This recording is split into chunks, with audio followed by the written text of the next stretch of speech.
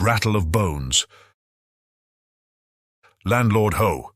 The shout broke the lowering silence and reverberated through the black forest with sinister echoing. This place hath a forbidding aspect, meseemeth. Two men stood in front of the forest tavern. The building was low, long and rambling, built of heavy logs. Its small windows were heavily barred and the door was closed. Above the door its sinister sign showed faintly, a cleft skull. This door swung slowly open and a bearded face peered out. The owner of the face stepped back and motioned his guests to enter. With a grudging gesture, it seemed. A candle gleamed on a table. A flame smouldered in the fireplace. "Your names?" "Solomon Kane," said the taller man briefly. "Gaston Lamont," the other spoke curtly. "But what is that to you?" "Strangers are few in the Black Forest," grunted the host. "Bandits many. Sit at yonder table and I will bring food." The two men sat down with the bearing of men who have travelled far. One was a tall, gaunt man, clad in a featherless hat and sombre black garments which set off the dark pallor of his forbidding face. The other was of a different type entirely, bedecked with lace and plumes, although his finery was somewhat stained from travel. He was handsome in a bold way, and his restless eyes shifted from side to side, never still an instant. The host brought wine and food to the rough-hewn table, and then stood back in the shadows like a sombre image. His features, now receding into vagueness, now luridly etched in the firelight as it leaped and flickered, were masked in a beard which seemed almost animal-like in thickness. A great nose curved above this beard, and two small red eyes stared unblinkingly at his guests. "Who are you?" suddenly asked the younger man. "I am the host of the Cleft Skull Tavern," sullenly replied the other. His tone seemed to challenge his questioner to ask further. "Do you have many guests?" Lamont pursued. "Few come twice," the host grunted. Kane started and glanced up straight into those small red eyes, as if he sought for some hidden meaning in the host's words. The flaming eyes seemed to dilate, then dropped sullenly before the Englishman's cold stare. "I'm for bed," said Kane abruptly, bringing his meal to a close. "I must take up my journey by daylight." "And I," added the Frenchman. "Host, show us to our chambers." Black shadows wavered on the walls as the two followed their silent host down a long, dark hall. The stocky, broad body of their guide seemed to grow and expand in the light of the small candle which he carried, throwing a long, grim shadow behind him. At a certain door he halted, indicating that they were to sleep there. They entered. The host lit a candle with the one he carried, then lurched back the way he had come. In the chamber the two men glanced at each other. The only furnishings of the room were a couple of bunks, a chair or two, and a heavy table. "Let us see if there be any way to make fast the door," said Kane. "I like not the looks of mine host."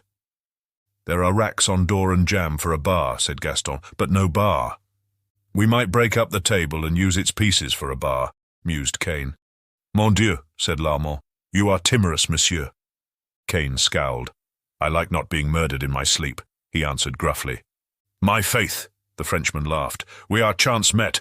Until I overtook you on the forest road an hour before sunset, we had never seen each other." "I have seen you somewhere before," answered Kane, "though I cannot now recall where. As for the other, I assume every man is an honest fellow until he shows me he is a rogue. Moreover, I am a light sleeper and slumber with a pistol at hand." The Frenchman laughed again. "I was wondering how monsieur could bring himself to sleep in the room with a stranger. Ha, ha! All right, Monsieur Englishman, let us go forth and take a bar from one of the other rooms." Taking the candle with them, they went into the corridor.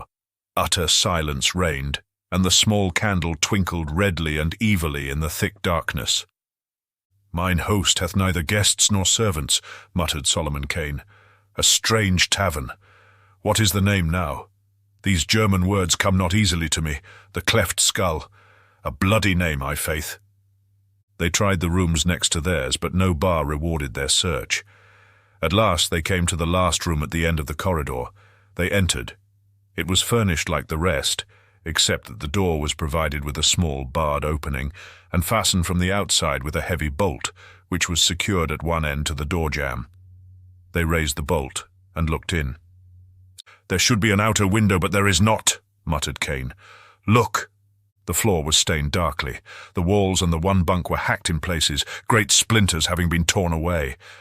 Men have died in here, said Kane somberly. Is yonder not a bar fixed in the wall?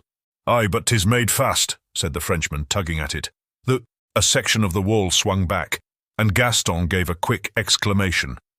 A small, secret room was revealed, and the two men bent over the grisly thing that lay upon its floor. The skeleton of a man, said Gaston, and behold how his bony leg is shackled to the floor. He was imprisoned here and died. Nay, said Kane, the skull is cleft. Methinks mine host had a grim reason for the name of his hellish tavern. This man, like us, was no doubt a wanderer who fell into the fiend's hands. Likely, said Gaston without interest. He was engaged in idly working the great iron ring from the skeleton's leg bones.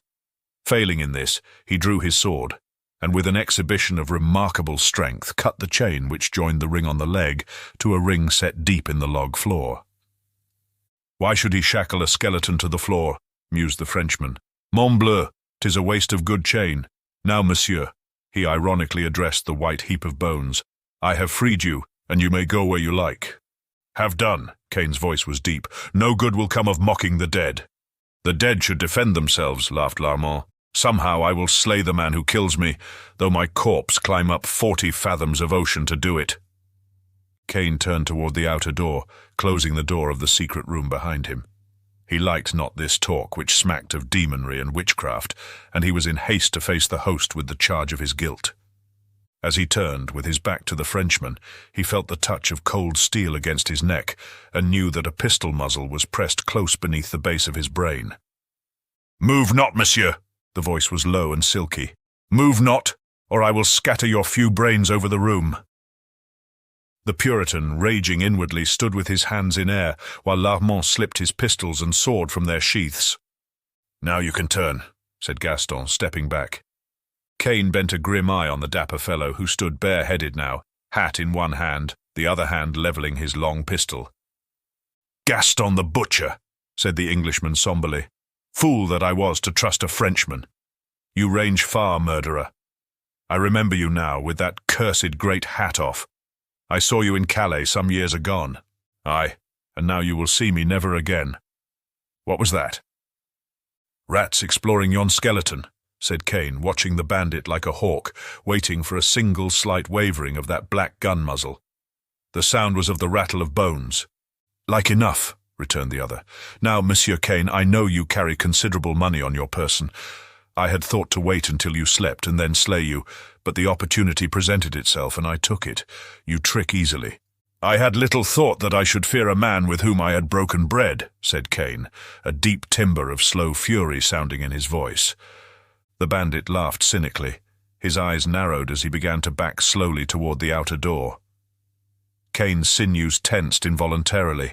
He gathered himself like a giant wolf about to launch himself in a death leap, but Gaston's hand was like a rock, and the pistol never trembled. We will have no death plunges after the shot, said Gaston. Stand still, monsieur. I have seen men killed by dying men, and I wish to have distance enough between us to preclude that possibility. My faith, I will shoot, you will roar and charge, but you will die before you reach me with your bare hands, and mine host will have another skeleton in his secret niche. That is, if I do not kill him myself. The fool knows me not, nor I him, moreover. The Frenchman was in the doorway now, sighting along the barrel. The candle, which had been stuck in a niche on the wall, shed a weird and flickering light, which did not extend past the doorway. And with the suddenness of death from the darkness behind Gaston's back, a broad, vague form rose up, and a gleaming blade swept down. The Frenchman went to his knees like a butchered ox, his brains spilling from his cleft skull. Above him towered the figure of the host, a wild and terrible spectacle, still holding the hanger with which he had slain the bandit. "Ho, ho!" he roared. "Back!"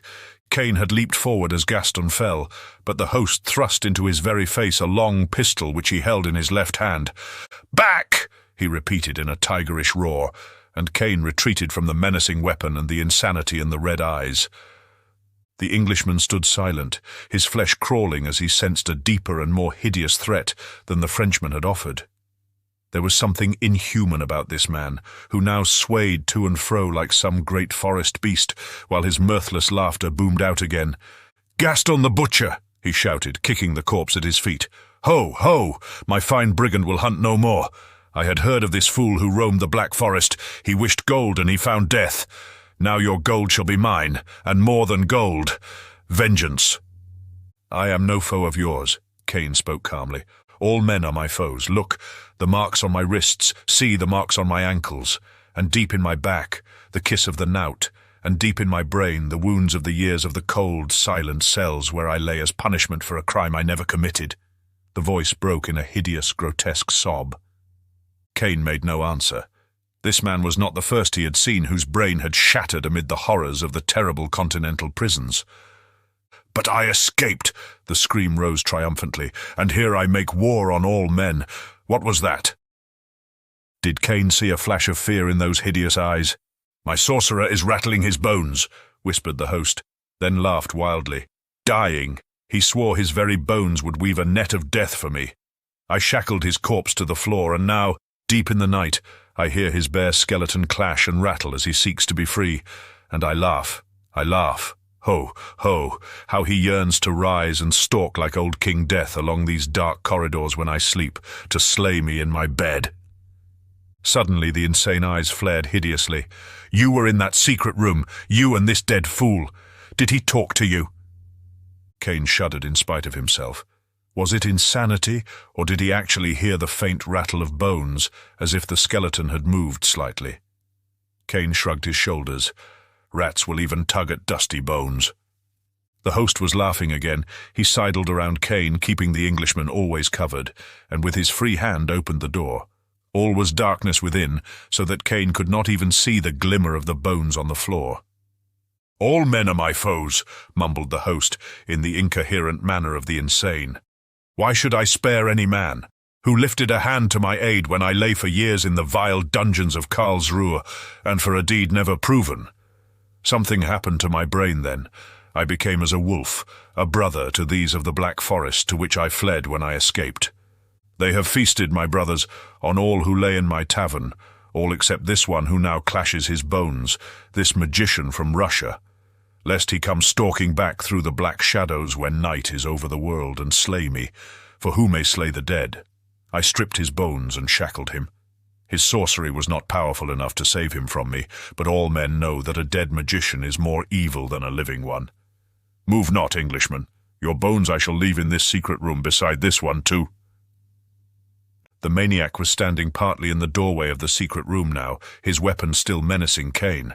Suddenly he seemed to topple backward and vanished in the darkness.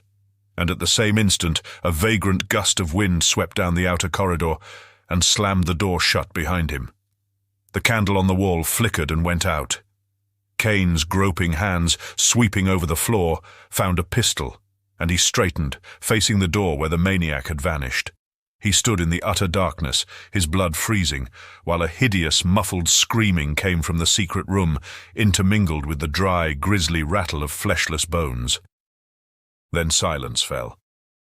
Kane found flint and steel and lighted the candle. Then, holding it in one hand and the pistol in the other, he opened the secret door. "Great God!" he muttered as cold sweat formed on his body. "This thing is beyond all reason, yet with mine own eyes I see it. 2 vows have here been kept, for Gaston the Butcher swore that even in death he would avenge his slaying, and his was the hand which set yon fleshless monster free. And he—" The host of the cleft skull lay lifeless on the floor of the secret room, his bestial face set in lines of terrible fear, and deep in his broken neck were sunk the bare finger bones of the sorcerer's skeleton.